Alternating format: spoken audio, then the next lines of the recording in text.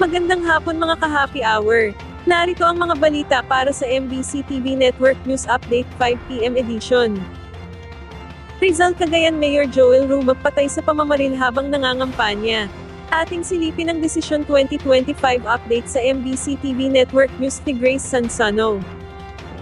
Balita mula sa lalawigan ng Cagayan, nagpapatuloy pa rin ang hot pursuit operation ng mga otoridad sa buong lalawigan ng Cagayan upang matugis ang mga salaring nasa likod ng pamamaril at pagpatay kay incumbent Mayor Joel Ruma ng Bayan ng Rizal.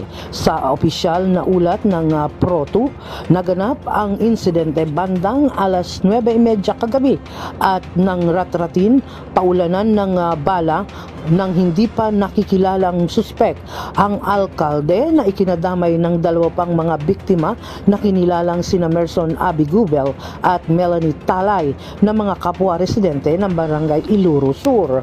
Agad pang naisugod sa Tuaw District Hospital ang mga biktima para sa agarang lunas, ngunit indineklarang dead on arrival si Mayor Ruma habang hindi pa rin matukoy ng pulisya ang kondisyon ng dalawang nadamay na mga biktima na ngayon patuloy na ginagamot sa pagamutan. Naglatag na rin ang kapulisan ng high-risk checkpoint sa mga estratehiyang lugar upang mabantayan ang mga lansangan na posibleng daanan ng tumakas na mga suspek. Kinukondena rin ng buong pamunuan ng Pro2 ang kalunos-lunos na krimen, kaya't hinihimok ngayon ng kapulisan ng Pro2 ang publiko na makipag-ugnayan at maipagbigay alam ang mga impormasyong maaring makatukoy at mapagkakakilanlan ng mga suspek upang mapanagot sa naturang krimen. Umungapila si Police Brigadier General Antonio Maralag Jr. sa mga mamamayan na agad ipagbigay alam sa kanilang tanggapan ang anumang impormasyon. Sa ngayon, patuloy na gumugulong at malalimang investigasyon ng mga otoridad upang matukoy ang motibo ng pagpatay. Para sa MBC TV Network News, ito si RH25 Grace Vera Sansano. Una sa Pilipinas, una sa Pilipino.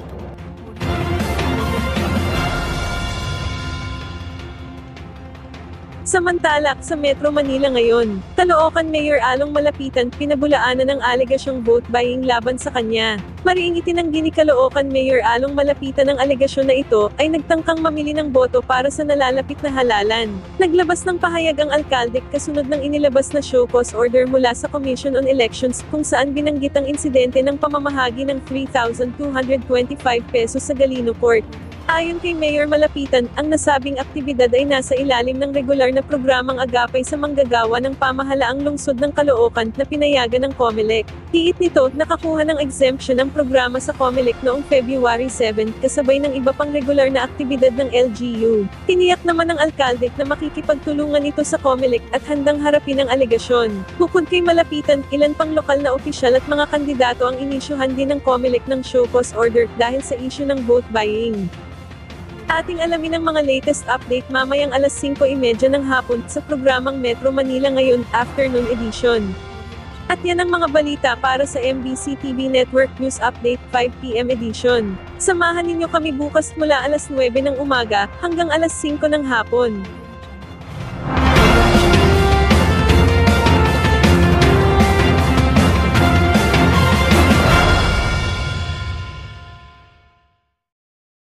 Mga ka-happy hour, kung gusto mong manood ang mga balita sa MBC TV Network News Update, mag-subscribe sa aming YouTube channel, i-like ang aming Facebook page, at i-follow sa aming TikTok account.